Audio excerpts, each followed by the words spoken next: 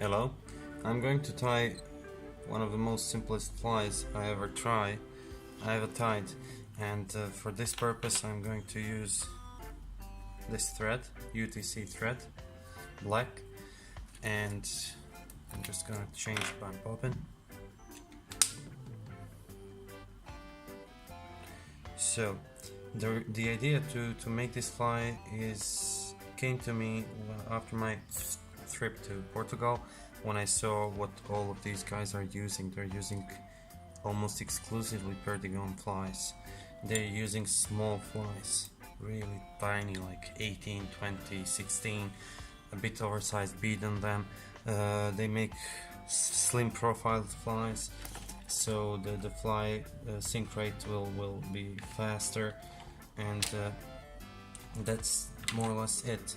You just need to make a thin fly and use a small fly. Okay, so why I invented this fly? Well, I didn't invent it. At the time when I tied it first, I thought I did, but I made a mistake. So it was very low, clear water, fish were difficult, so I didn't know what to do. All classic flies failed, and I just tried to apply some shock therapy when fishing, and I tried to use something that I never used before, and I doubt that anyone else did before me, so at least on that river, of course. So what I did, I just made a blue fly. I know that there is some kind of a blue dry fly that people are using for grayling in Montenegro, so I just tried to do the same but with nymph. So, and it worked. This fly was really successful, so from that time on it's almost always in my box, and some friends are also using it with a great success. So what I'm trying to do is I'm trying to make a nice slim profile but with taper. I like tapered flies, so I'm going to use this thread, and that's it. So this is more thick than it's supposed to be, at least what these guys in Portugal are using, but I like just a little bit thicker flies. So I'm going to make 3 layers of this tinsel, because I want to make sure that I tie this fly properly. I don't want to have any thread coming through the tinsel, and that's why it's easier to use flat thread than anything that's oval shaped. So just now I'm going to go up until the head, and then I will make more touching turns, more dense turns. Of course, I don't know what's happening from the other side, but I'm just hoping that everything is good. I will check that later, because this vise has a rotation.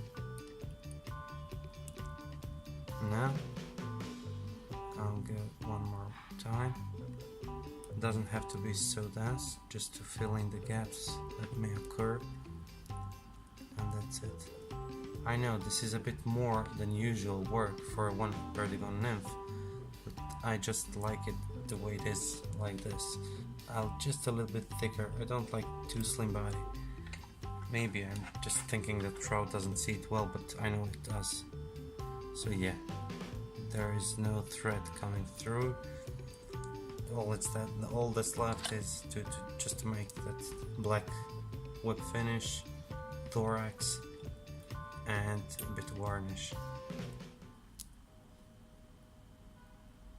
I'll make a taper even here a bit and cut it.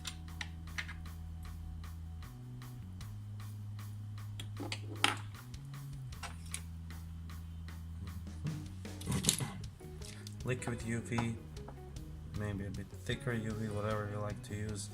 I even used nail polish for these, and I don't complain. The only important thing is that whatever you use doesn't become white after water.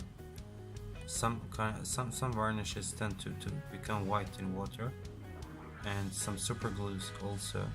So I've been using super glue for a while for these nymphs, but you have to experiment a few times until you find the one that works really good. And after you protect your fly with super glue, you just use super glue instead of UV. That fly is literally indestructible. I mean, nothing can do any harm to your fly. Okay, this is it. Finished fly. It has a nice taper, well, not slim but half slim body. It will sink really nicely and it will catch a lot of fish. And as you can see, I even filled this gap with UV here. I like to have this gap filled. I don't know why, but it's just something that I have to do. Maybe it's just my OCD. Thank you very much for watching. I hope that you will give a try to this fly, because it's fairly simple to tie, and you can use maybe a bit wider tinsel. It will cover the body more evenly and easily. So thank you again, and see you next time.